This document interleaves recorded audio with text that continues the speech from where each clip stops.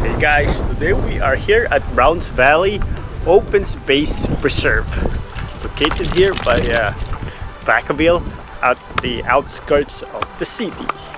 Once again, we are here with the doggies, the crazy Mr. Kobe, Mr. Toreg. Today we're heading just beyond the neighborhoods of Vacaville to explore Browns Valley Open Space Preserve, a quiet stretch of land where the city slowly fades into nature. Parking is simple and low-key. Access points are usually located near residential streets, with small pull-off areas or curbside parking close to trailheads. Go, Mr. Kobe, go!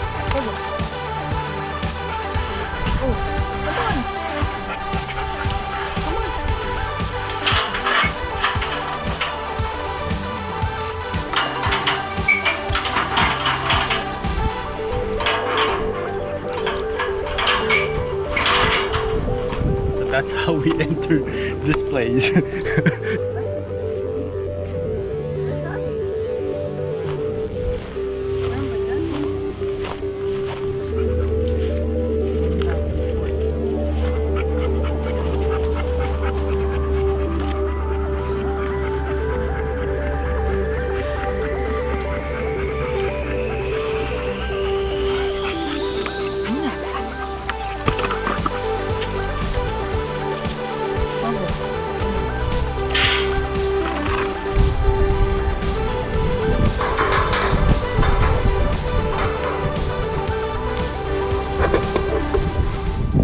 Two warm-ups.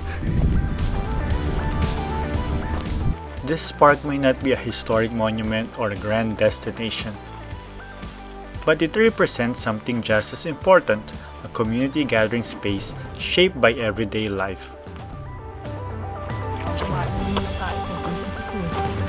Sumuka? Sumuka? Hindi kinakain yan. Ayan o!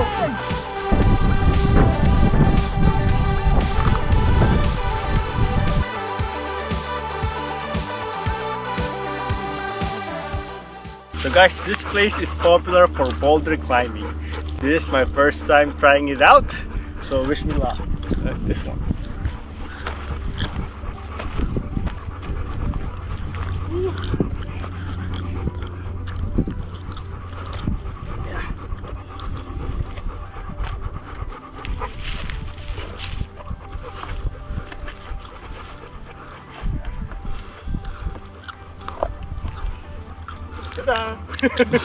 Wow, I think there's like 50 boulders, so we made it out one out of 50.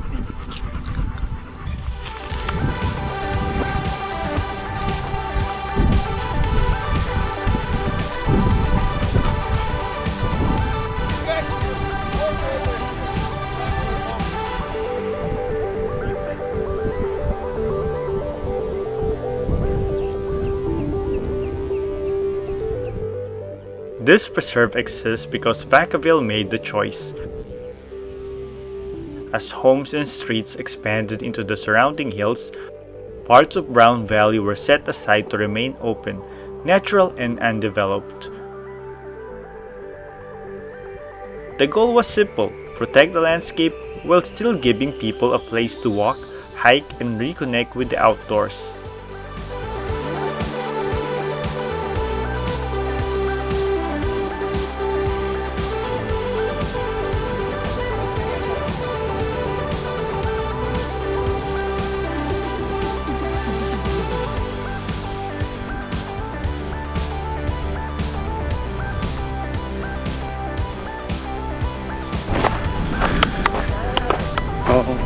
So that's where we started, over there by those corals.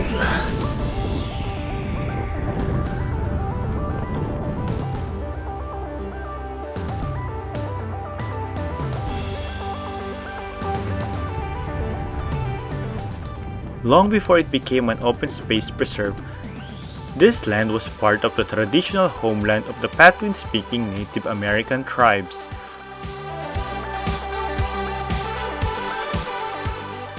Who relied on the area's seasonal plants, wildlife, and waterways.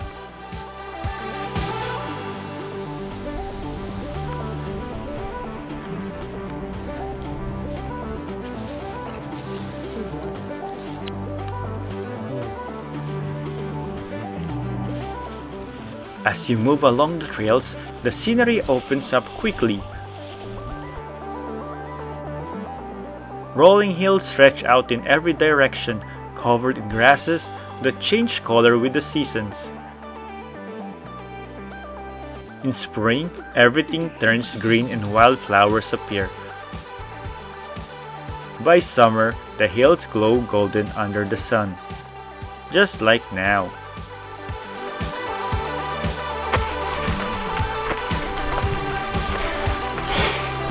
Guys, we are here in Middle Earth.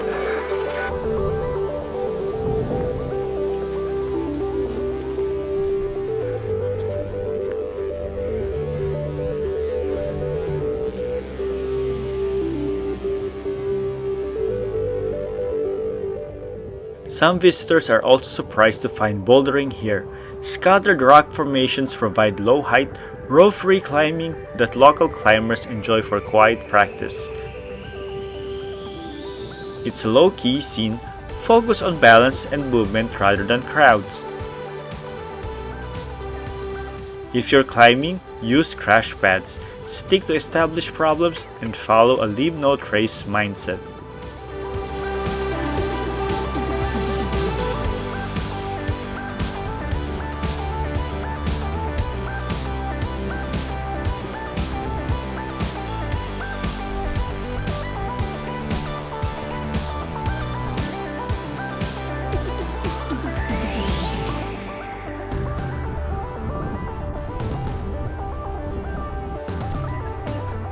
This preserve is especially popular with dog walkers.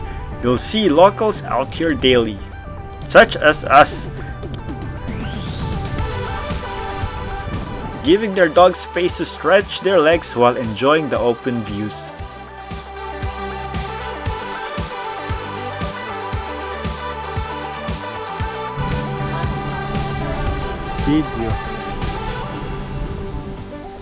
Dogs are typically welcome on leash, and it's important to stay on designated trails and clean up after your pets to help keep the preserve natural and safe for everyone.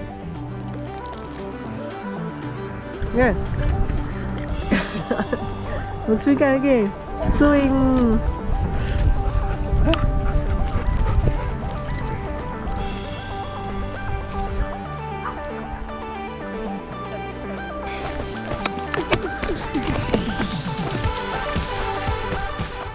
There aren't many amenities, and that's intentional.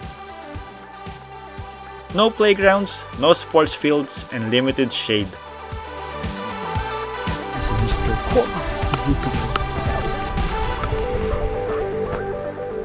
Just dirt trails, open sky, and natural features meant to be experienced gently. Ow. So we're going down the mountains, going down the mountains. Early mornings and late afternoons are the best times to visit. Especially in warmer months, you'll find cooler temperatures, softer light, and a calmer atmosphere.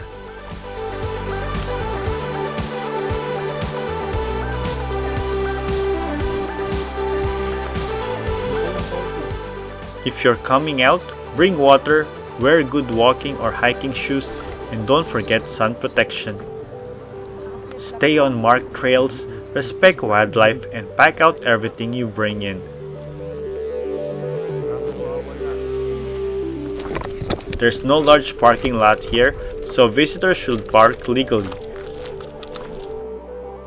Rounds Valley Open Space Preserve isn't about doing more. It's about doing less. Less noise, less rush. More time with the land, the trail, and the quiet spaces that still exist just outside the city.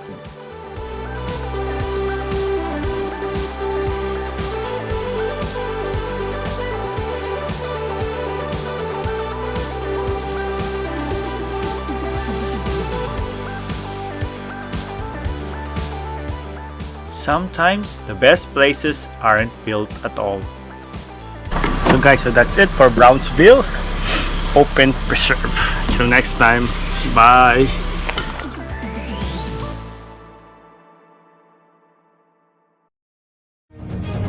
If you like our videos, please click thumbs up for like. Hit the bell to subscribe! Please comment. And don't forget to share!